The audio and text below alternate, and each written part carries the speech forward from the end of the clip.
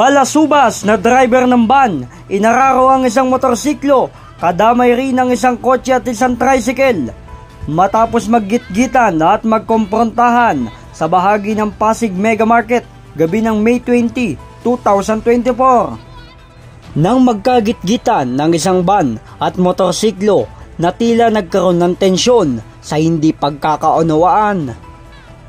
Dahil umano sa hindi pagpayag sa pakikipagayos ng driver ng motorsiklo, ito'y sinagasaan at nadamay rin na inararo ang isang kotse at tricycle.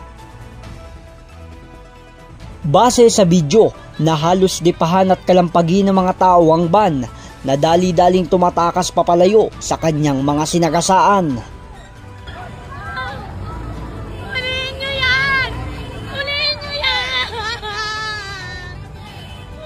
Humihingi naman ng tulong ang may-ari ng ilang inararong sasakyan na matukoy kung sino ang may-ari ng van at kung sino ang nagmamaneho nito. Yung motor namin! Utangin na kinalagyan ka pa na! Huliin nyo yan!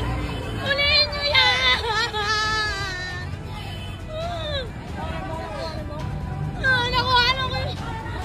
J. Martin, JKRS News and Public Affairs.